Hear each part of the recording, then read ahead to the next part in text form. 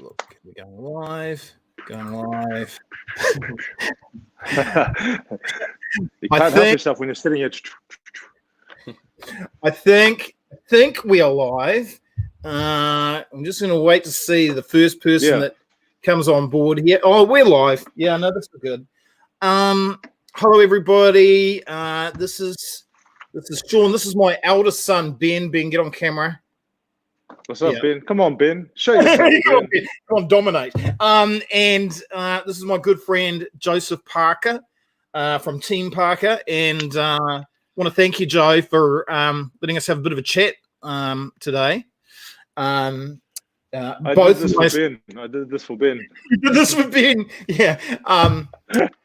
Both. If you don't know, both my sons, Ben and Jackson, and my mother in particular, Kathy O'Neill, are huge Joseph Parker fans, huge boxing fans. So it's really cool for you to join us. I met Joseph. I met Joseph a couple of years ago, actually, because I was going to an event called Nurture Change, which is run by a very good friend of mine, Zach Silva, and we were going. It was in Hawaii, of all places, and I never do overseas trips or anything like that. But cut a long story short, there were a lot of great speakers there, and I thought I'll go along. And if you ever get a chance, go to Nurture Change because it's bloody fantastic. But anyway, I hopped on the plane, and here's Joe, and Joe is holding his little one, trying to get his little one to sleep, being the great dad. And I think you'd just come off a fight. I can't remember what it was. I think somebody had headbutted you in a fight. It was just by it memory. was a Dillian White fight. It was a Dillian White fight, 2018. And I just came back from the fight. I think a week or 2 weeks home, and then we went on the trip, and we met on the plane. Yeah. And we met on the plane, and I sort of just said, and often people will say to me, "How do you meet these people?" And I go, "Well, I just go up and say, 'Hi, how you doing?' kind of thing." And I did, and we had a little bit of engagement about the fight. And then I said, "Hey, I'd love to have you on my books." And you said, "Hey, here's Elizabeth's number." Elizabeth is his sister, who's an amazing person who I have a lot to do with. And we just sort of, started this friendship. And he's a very cool guy. And if you ever meet Joseph, he's very kind and always has so much time for everybody. And it's so funny because, and I don't know if you're unique in this situation, but you're kind of the last person, when you actually get to know you, you're the last person on the face of the planet that you would think would have that, would want to be a boxer. Because it's, I don't mean that. I mean that. No, I know what you're saying. You are a very kind person. What got you into it? I mean, what made you get into boxing in the first place? Boxing was a passion of my father. Dempsey Parker. And he grew up and he loved to fight, and he's actually named after Jack Dempsey. So his name is Dempsey. And Jack Dempsey was a champion from back in the day. He was a good fighter, and he's actually well known in the history books. And he had the passion, but as a baby, someone stood on his leg, and it caused him to have one leg as like a disability. So he couldn't box, but he had a lot of street fights, which he tells me not to have. Right? And I never had street fights growing up because advice was don't fight outside of the ring. And as a young boy, he got us into boxing, myself and my younger brother. And from there, age 3, 4, holding his hand up, punching his hand. And then from 12 onwards, he took us to different gyms, teaching us what he can, watching, clips of different fighters, feeding us eggs because he thought that was the right thing to do. And then, I'm 12 years old. I had my first fight. I'm not sure. How old are you, Ben? You're 15. 15. So around 15, Ben, or 15, 16, I started traveling the world representing New Zealand. That's, but it all started from my dad, and my mom didn't really like it. She thought, why are you fighting? You just learn boxing to defend yourself. But then she saw that I had the passion for it, and my brother, and then she supported us. One time I had a fight and I got beat up, right? I got beat up in the last round because my fitness wasn't good. She said to me, "Son, I never want to watch you get beat up again like that. You better promise me that you're going to train hard, or I want you to go do some other sport." And she named netball out of all sports. Netball? She said, "Go do netball." So I said to her, "I promise," and I trained hard. And from then on, she's had a lot of confidence in my ability because of the training.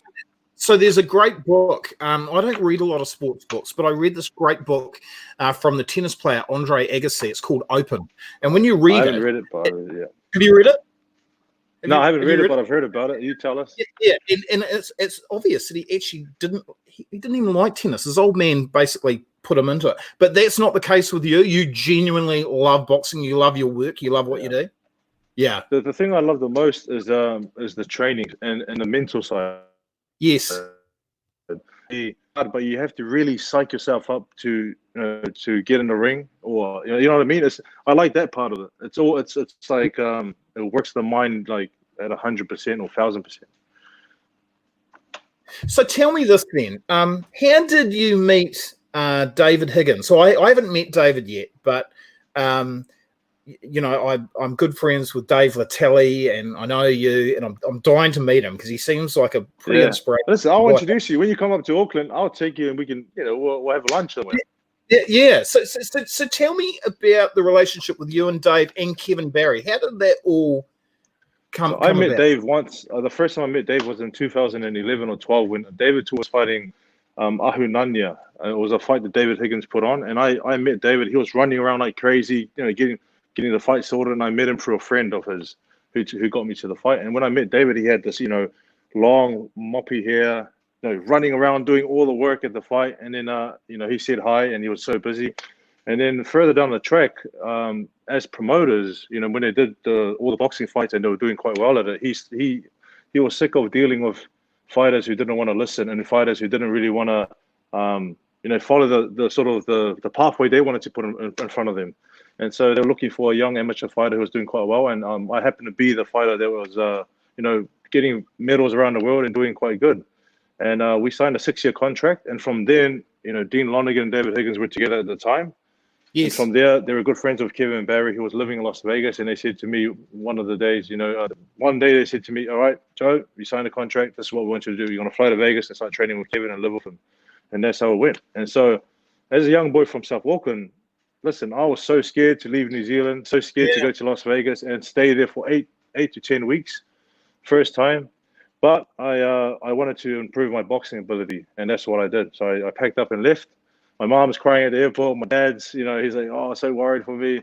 My siblings and my partner at the time, Lainey, I still with her now, and they were all worried, but in the end, it all paid off.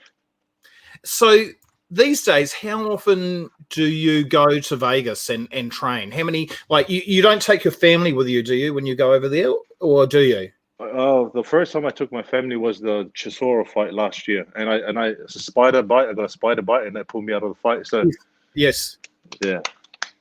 So what's a typical boot camp like? What does Kevin put you through when you're prepping for?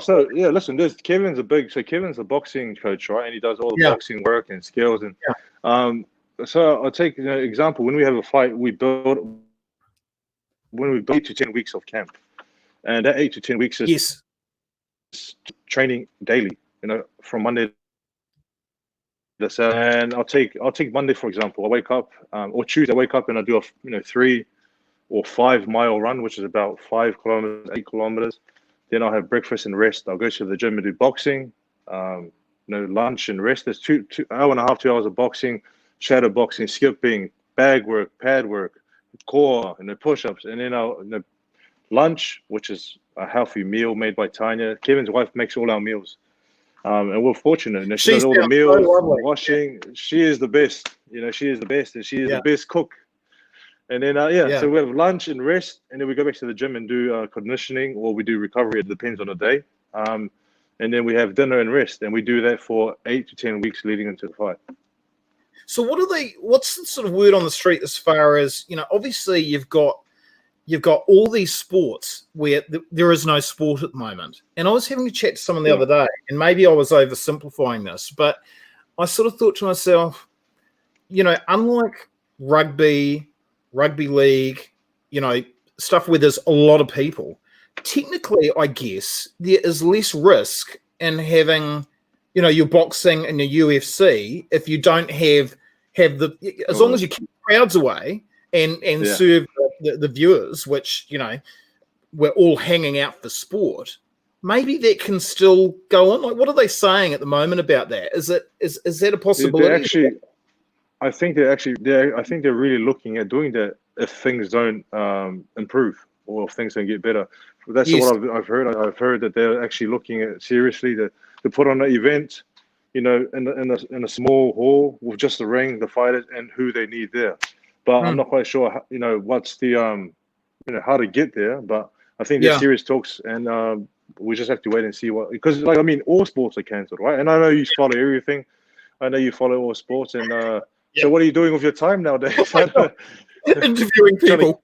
to trying to get activities for Ben, keep Ben occupied, and Yeah, Ben, do you have a question for Joe?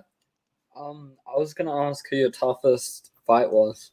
Who your toughest opponent was. oh, my toughest fight would have to be Andy Ruiz for the World Championship. Firstly, because a lot of people, it doesn't have to do with him, but a lot of people underestimated him. And secondly, he was short and chubby, and people thought I should smash him straight away. But I knew from past experience sparring with him in Vegas when I first moved to Vegas that he was a dangerous fighter and a fighter with a lot of skill. So he punched me the hardest I've ever been punched before. His punches are so fast and sharp that it really, you know, really stung and sort of left me, you know, the bells ringing within my ear.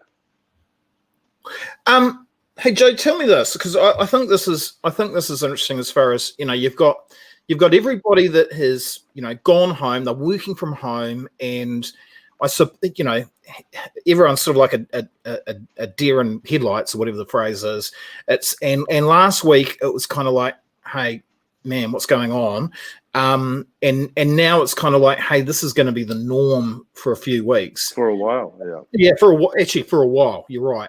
How do you, when it comes to Joseph Parker, how do you build resilience? Like, how do you keep mentally strong? Have you got any tips for any of us on, you know, who might be challenged, you know, finding the whole isolation challenging? How do you go about that? Because you must have to do that as a fighter. If you're in the ring and you're getting a bit of a hiding to begin with, and you're going, hey, I've got to stay in this. How do you keep mentally strong? Yeah, for me, you know, the most important thing now that I'm at home, or now that we're all at home, you know, for, you know, it's been nearly a week now, and it's going to be a lot longer than just a week. For me, the most important thing for me would be routine. You know, I have a routine that I put in place every single day that I follow, and routine helps you. You know, Yes. every day you have something. You know what you're going to do. You know, if you know what you're going to do the day before, the next day when you wake up, it's already planned out for you. You're right. So routine for me is very important, and also training. Training to me is one of those things that not only helps the body but helps the mind as well every single day. And you don't need a lot of space to do training. You can just clear a little space, and all you can do is, you know, all you have to do is body weighted, you know, workouts. And I think that's important, to train the body and the mind every day, and to have a routine. Yeah. A lot of people are saying that, actually. What would you say? What would you say? How do you build your resilience and you know, going through something like this? You know what? Well, for me, gee, you're so generous. Look, this is what Joseph's like. He throws it back to whoever he's talking to. No, I actually want to know what you sort of have in place. I have worked from home for about 4 years, about 4 or 5 years, and I went from leading, you know, 20, 30 people in really creative industry at a radio station, to actually ending up working from home. And for me, it is someone who naturally likes to be around a lot of people. I always start my day by going to a cafe or going somewhere where I can feed off people, even if it's just a bit of noise. You know, energy.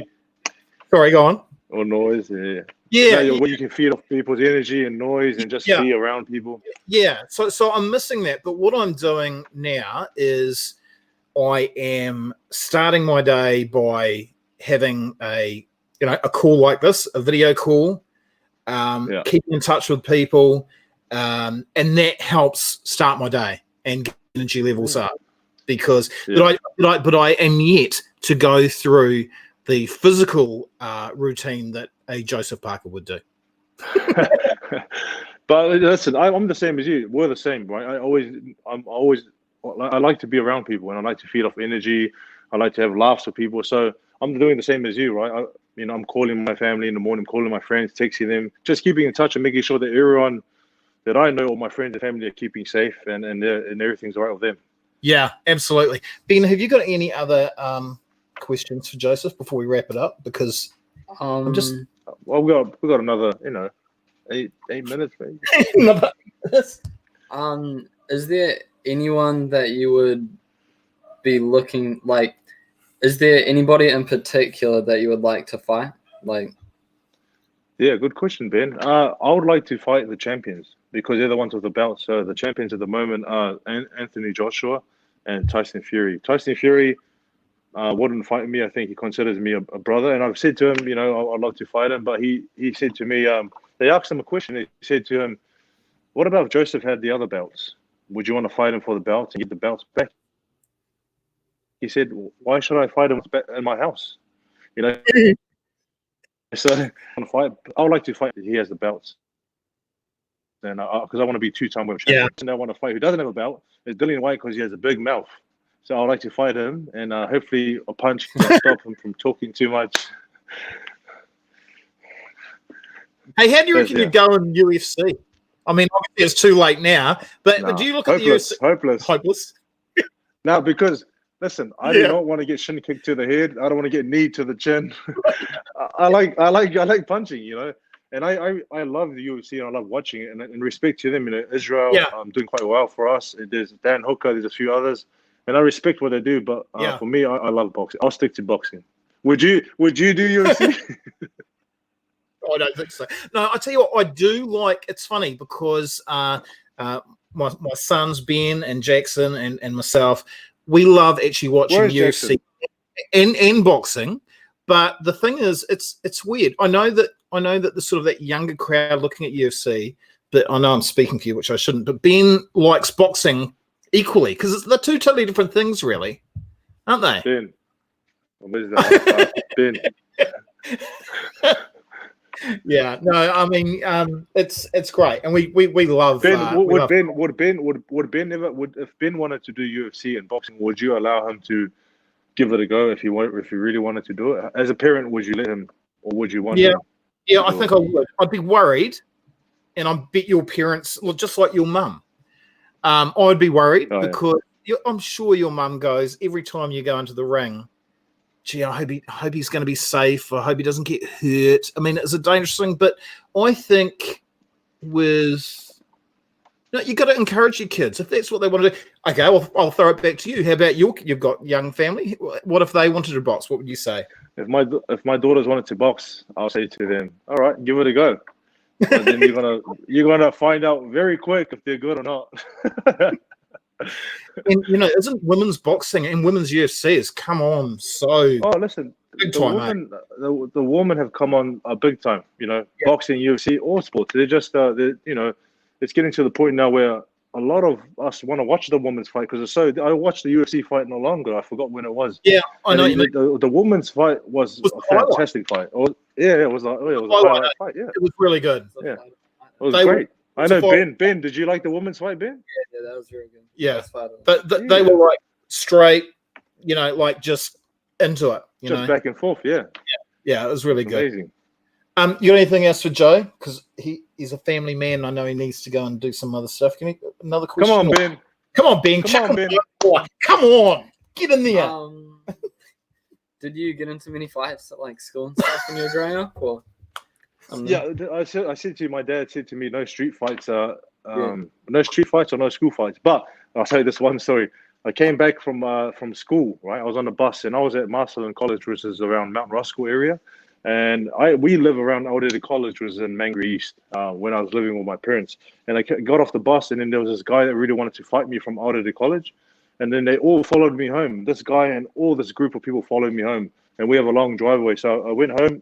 And they all waited in front of the house, and I was just like, all right, just leave it, My dad said not to fight on the street. And I walked up to the driveway, and my dad was with his friends. And my dad said, what are they doing in front there? And I said, oh, the guy over there wants to fight me, but I just said, nah, And my dad said, all right, take your bag off. All right, let's walk to the front, take off your shirt. And then he walked to the front of the street and said, where's the guy that wants to fight my son? And the guy goes, me. And then he goes, all right, you two come in, ready, fight. I was like, I was 11 or 12 years old. The guy was like 16, 15 or 16. And, Oh my God. it's fair to say I didn't really win that day. I didn't do quite good that day. But No. and then I got a few bruises and a little bumps here and there. And my dad said to me, if my mom asks what happened, tell her that you fell over. What does your dad mean to me? Mean to you? Tell me about that. Describe your dad, because I've heard just from other people that he is a very, very intelligent guy. Very, very intelligent guy. My dad grew up in Samoa, and he actually lived in the bush. Living off eels and shrimp and bats and all that. To me, my dad's my hero. Really? My parents are my hero, but to me, my dad is my hero. I love him with all my heart. He's the greatest example to me of hard work and teaching me at a young age, or not only myself or my siblings. Yes.